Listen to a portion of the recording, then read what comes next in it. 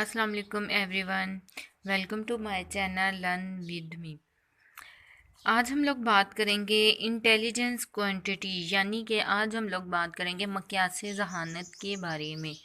मक़यास ज़हानत क्या है, मक़यास ज़हानत को कैसे ज़ाहिर किया जाता है, क्या हर इंसान का मक़यास ज़हानत एक जैसा होता है, क्या इंसान के मक़यास ज़हानत को अदनी सूरत में ज़ाहिर किया जा सकता है, मक़यास ज़हानत का नज़रिया सबसे पहले किसने पेश किया, क्या इंसान की तिब्बी उम्र के अलावा कोई और भी उम्र पाई जाती है। ये सारे सवाल और हम लोग इन सारे सवालों का जवाब हम लोग अपने माहिर नफ्सियात के बयान करदा तरीफ़ों को मद्देनज़र रखते हुए बयान करेंगे।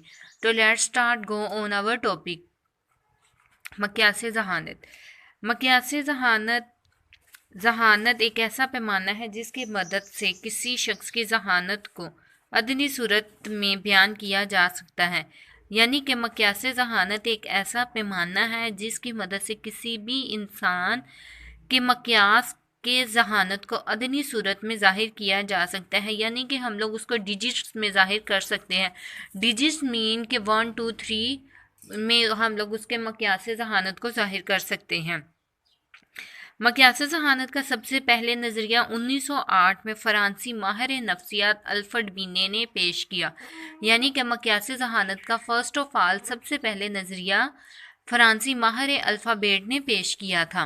इसका कहना था कि इंसान की ज़हनी उम्र के अलावा एक तिब्बी उम्र भी होती है। यानी कि तिब्बी उम्र तो हमें सबको नज़र आती है। तिब्बी उम्र ये उम्र होती है कि इंसान जैसे ज़िंदगी गुजारता है तो उसकी उम्र में इजाफा होता है, तो ये इंसान की तिब्बी उम्र होती है। उसका कहना है कि इंसान की तिब्बी उम्र के अलावा ज़हनी उम्र भी होती है। तो क्या ये ज़हनी उम्र इंसान की तिब्बी उम्र के साथ बढ़ती है? इसी बात को हम लोग अपने इसी पॉइंट को मद्देनज़र रखते हुए इस बात को डिस्कस करते हैं कि वो कहता है कि इंसान की तिब्बी उम्र इसकी ज़हनी उम्र से मुख्तलिफ होती है। यानी कि इंसान की जो सी तिब्बी उम्र है वो उसकी ज़हनी उम्र से मुख्तलिफ होती है।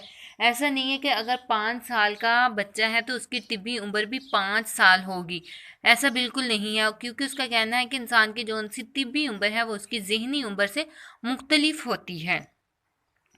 अल्फ्रेड बिने ने बच्चों के जहन की आजमाइश के लिए मुख्तलिफ आजमाइशें बयान की। इसने ऐसी आजमाइशें तैयार की जिसमें कामयाब बच्चों की जहनी उम्र को जाहिर करती हैं। मसलन अगर एक 5 साल का बच्चा सिर्फ 4 साल जहनी आजमाइश में कामयाब हो सकता है तो इसकी जहनी उम्र 4 साल होगी। यानी कि अल्फ्रेड बिने ने अपने नज़रिए में बच्चों की जहनी पैमाइश को मद्देनज़र रखते हुए जहनी आजमाइशें तैयार की। जैसे कि 5 साल की उम्र के बच्चों को अगर जहनी आजमाइश दी जाए और अगर वही जहनी आजमाइश 4 साल की उम्र के बच्चों को दे दी जाए और 5 साल की उम्र का बच्चा अगर वो जहनी आजमाइश को पूरी तरह से नहीं करता तो इसकी जहनी आजमाइश 4 साल होगी। इसी तरह अगर 5 साल की उम्र का बच्चा 4 साल वाली जहनी आजमाइश को बखूबी सर अंजाम देता है तो उसकी जहनी आजमाइश 4 साल होगी। इसके अलावा अल्फ्रेड बिने ने पेश किया कि जहनी उम्र के तसव्वुर में अभी तक ये मालूम करना बाकी था कि अगर बच्चा ज़हीन है तो कितना ज़हीन है।